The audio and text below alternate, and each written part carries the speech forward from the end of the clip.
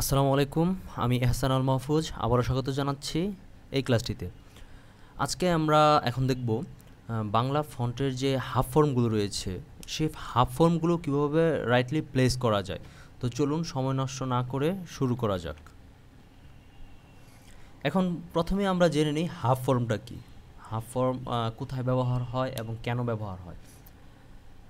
যখন আমরা এই গ্লিফটা ওপেন করব, গ্লিফের যে সেটটা রয়েছে ফন্টের সেটটা, এটা যখন আমরা ওপেন করার পরে সবার নিচের দিকে আসার পরে আমরা এখানে দেখতে পাবো কিছু হাফ ফর্ম রয়েছে, যেমন নিচে রয়েছে, আরেকটা রয়েছে, তারপরে এখানে রস্য ওকার রয়েছে, ঠিক আছে, ওই পাশে দীর্ঘ ওকার রয়েছে, তারপর গ উ চ ন দ দন্ত ন প ম ল তালেব্য স মূর্ধন্য ষ দন্ত স। এগুলো মূলত হলো ইউনিকোডের হাফ ফর্ম। যদি আমরা আনসি ফন্ট ডেভেলপমেন্ট করি তখন হাফ ফর্ম আমরা আরও অনেক বেশি পাবো, কিন্তু ইউনিকোডে যেহেতু আমরা অলরেডি যুক্তাক্ষরগুলো সব আলাদা আলাদা ইন্ডিভিজুয়ালি করে ফেলেছি, সেহেতু ওইটা আমাদের প্রয়োজন হচ্ছে না। আমরা এখানে হাফ ফর্মের মাধ্যমে কিছু কিছু শেপ অ্যাডজাস্ট করতে পারি, যেন পরবর্তীতে স্পেসিফিক কোনো যুক্তাক্ষরে যাতে ঝামেলা না হয়। ঠিক আছে, তো চলুন আমরা দেখে নিই এখন এটা কোথায় কিভাবে বসানো রয়েছে। এখানে খেয়াল করলে দেখবেন বটা রয়েছে, বেজ লাইন যেটা রয়েছে বেজ লাইন থেকে একটু নিচের অংশ রয়েছে। ঠিক আছে, শুধু এই ফন্ট না, যত ফন্ট রয়েছে প্রত্যেকটা ইউনিকোড ফন্টেরই নিচের যে বফলা রয়েছে ওই বফলাটা বেজ লাইনের নিচে থাকে। কেননা আমরা যে মূল যে শেপটা থাকে ওই শেপটা আমরা যেভাবে বসাই ওই শেপটার সাথে এটা কম্পেয়ার করে এটা এখানে বসানো রয়েছে। এখানে যদি আমরা একটু টেস্ট করে দেখি তাহলে কি হয়, চলুন দেখি। যেমন প যোগ ব, দেখুন এখানে পর নিচে কিন্তু বটা বসেছে। ঠিক আছে, এখন অনেক সময় দেখা যায় কি আমরা এটাকে রাইটলি প্লেস করতে পারি না, তখন কি করতে হবে, এখান থেকে আমরা এখানে প্রিভিউ অপশনটা চালু করে আমরা এখান থেকে ব যে শেপটা রয়েছে এটাকে আমরা ডান এবং যদি নাড়াচাড়া করি আমরা দেখতে পারি যে এটা আসলে কোথায় গিয়ে বসেছে শেষমেশ। ঠিক আছে, আর অ্যাঙ্করের যে বিষয়টা ওটা তো আমরা লাস্ট ক্লাসে দেখেছিলাম যে অ্যাঙ্করটাকে আমরা যেখানে বসাবো ঠিক সেম প্লেসমেন্ট ঠিক রেখে প্রত্যেকটা শেপের মধ্যে বসাতে হবে। এখন কথা হলো অ্যাঙ্করিংয়ের যে বিষয়টা রয়েছে সেটা হলো আপনার প্লেসমেন্টের যে বিষয়টা, সেটা আমাদের যে মেইন যে বেসটা রয়েছে, মেইন যে শেপগুলো রয়েছে ক খ গ ঘ, এই যে শেপগুলো রয়েছে ওই শেপগুলো হলো আপনাদের আমাদের মেইন শেপ। ঠিক আছে, আর এখানে রয়েছে হাফ ফর্ম, তারপরে এখানে রয়েছে রস্যকার, দীর্ঘকার, ঠিক আছে, এই যে এগুলো যে রয়েছে, তারপরে রেফ, চন্দ্রবিন্দু, এগুলো মূলত ওই মেইন যে বেস শেপগুলো রয়েছে ওই শেপটার সাথে বসানো হয়। ঠিক আছে, আমরা আগেও দেখেছিলাম যে অ্যাঙ্করটাকে কীভাবে বসাতে হয়। ঠিক আছে, এখন এটা যখন আমরা বসানোর জন্য এই এর এখানে যে অ্যাঙ্করটা রয়েছে দেখেন, এখানে যেখানে এমটা যেটা রয়েছে অ্যাঙ্কর আন্ডারস্কোর 5 থার্ড ব্র্যাকেটের ভিতরে এম, যত অ্যাঙ্কর রয়েছে সব অ্যাঙ্করেই এই এম এর যে অপশনটা রয়েছে এটা সবসময় আপনারা উপরে বসায় যাবেন, অলওয়েজ উপরে বসাবেন, এবং যেখানে এম নেই সেটা নিচে বসাবেন। ঠিক আছে, এভাবেই বসাতে হবে। তারপরে খেয়াল করুন এখানে বটা আমরা বসালাম, আমরা এখানে তো চেক করে বসিয়েছি প যোগ ব। ঠিক আছে, আমরা আনসিটা ইউনিকোডটা চালু করে নিই। ঠিক আছে, এটা বসালাম, মনে করলাম যে এটা আমার রাইট পজিশনে বসছে, ওকে দ্যাটস ফাইন। দেন আমরা নেক্সট গ্লিফে যাব। দেখুন এখানে যেটা রয়েছে, এখানে বাম পাশের যে লেফট বিয়ারিংটা রয়েছে ওই লেফট বিয়ারিংয়ের থেকে আরও বাম পাশে দেখুন শেপটা গিয়ে রয়েছে। ঠিক আছে, এখন খেয়াল করে দেখুন আহ্বান, আমরা যখন হ যুগ ব লিখি তারপরে হ এর পাশে ডান পাশে যখন আমাদের বটা যুক্ত হয় তখন সেটা কেন হবে, এই জন্য এটাকে মাইনাস করে বাম পাশে দেওয়া হয়েছে যাতে এটা পূর্বের যে অক্ষরটা থাকে হ ওই হটার সাথে যেন এটা মানে অ্যাটাচ হয়। যদি অ্যাটাচ না হয় তাহলে তো এটা হলো না। ঠিক আছে, স্পেস হয়ে গেলে দেখুন এখানে কিন্তু স্পেস দেখাচ্ছে।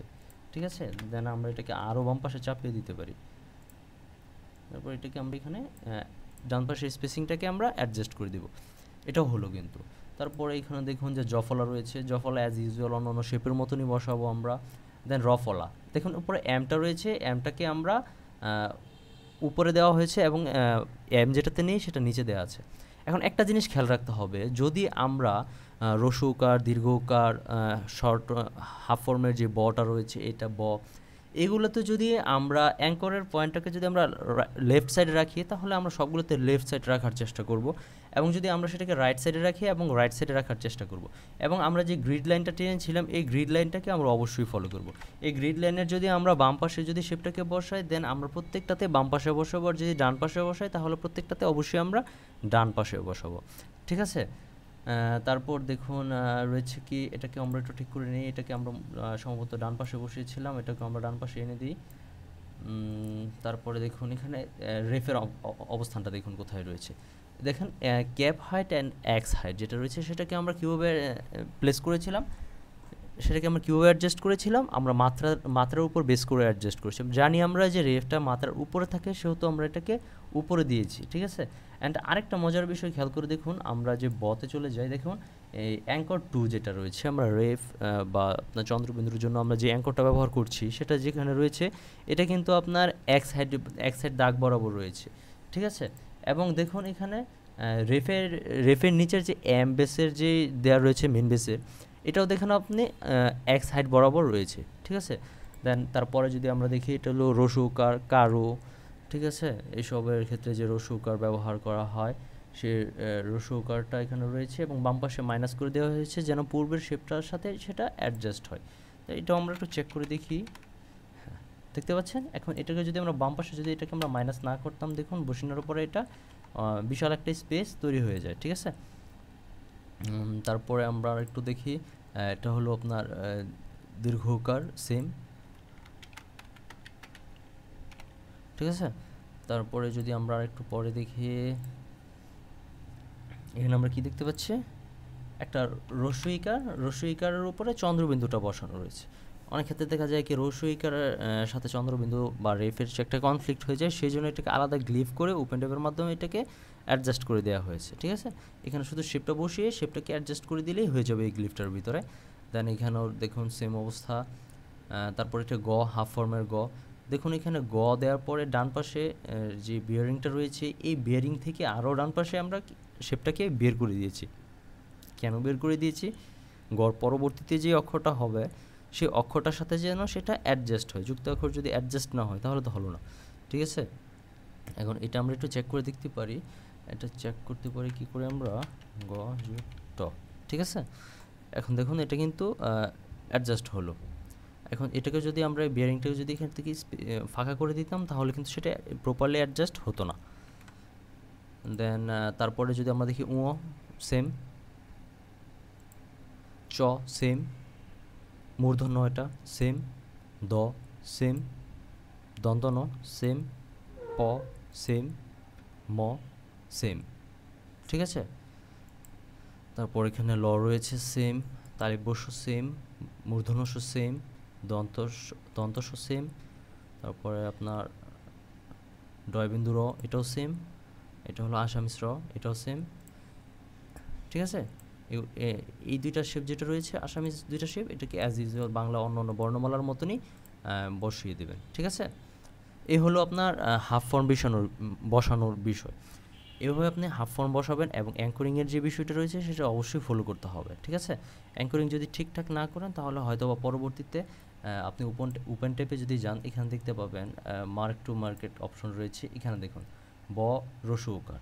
এখানে বর পরে যদি আমরা অ্যাঙ্করটাকে যদি ঠিকঠাক মতো যদি না বসাতাম তাহলে কি হতো, দেখুন এটাকে আমরা এখান থেকে অ্যাডজাস্ট করে দিতে পারি। কিন্তু দেখুন আমার রস্য উকারের যে অ্যাঙ্করটা ছিল ওইটা কিন্তু রাইট পজিশনে নাই, এই জন্য এটা এখান থেকে গ্যাপ দেখাচ্ছে। ঠিক আছে?